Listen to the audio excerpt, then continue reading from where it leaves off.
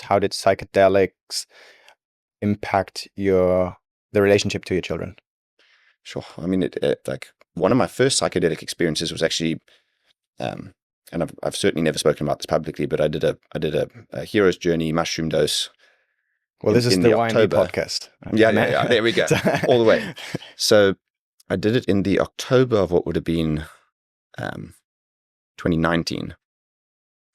And my wife and I have been trying for kids for ages. I mean, we'd really been, we were on sorts of fertility treatments, and like it was the anticipation every month of, is it going to happen? Isn't it? I mean, this was just up and down. It's very hectic for anyone who's gone through that experience. It's actually incredibly challenging.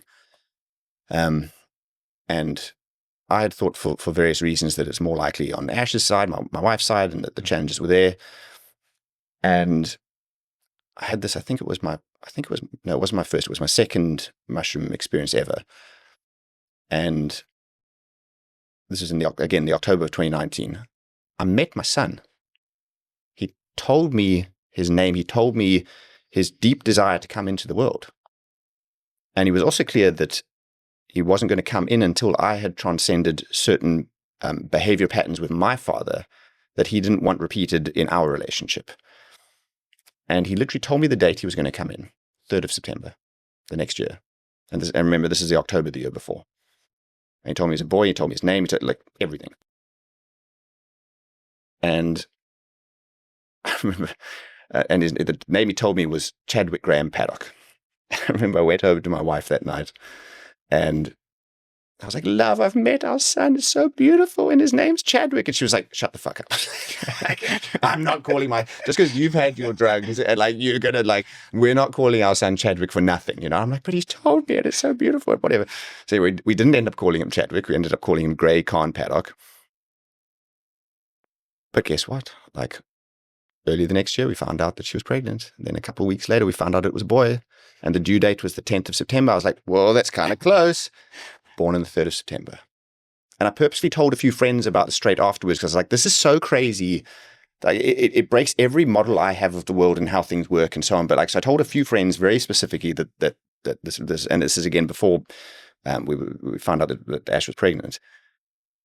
And what was so amazing actually is that like, especially I've got one friend in mind particularly, he was like, after that, he was like, man, I don't know what the hell, but like, I'm going to go do a mushroom journey. And like, it completely changed his life.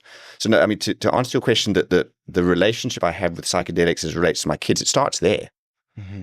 And it certainly has impacted the way I think about myself as a father. It certainly impacted the way I think about myself as a human, as in like the dimensionality between the spiritual dimensions and the very incarnate layers, and the fact that they are like I've experienced them, and I've experienced 2 of their souls in journey space before they've come in. And like, how does that not profoundly change the way that you impact with this little being when they're standing in front of you? It does. It totally changes it. So yeah, I mean, the beauty and the sanctity of that, it strikes me as such a pity that we don't have more of that in our culture. And again, I think that these things ideally are held in strong traditions and lineages that can understand both the benefits and the challenges, because they are challenges and these can be abused, and it's not a silver bullet. I mean, we could have that conversation, but I think it's just it's been a stunning extension of my fatherhood, man.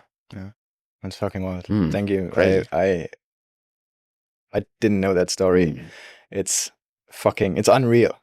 And very touching. I got goosebumps. And how do you see the world the same way after that? You know, it's like, it's insane. Like there's no current paradigm that explains it, and yet there it was.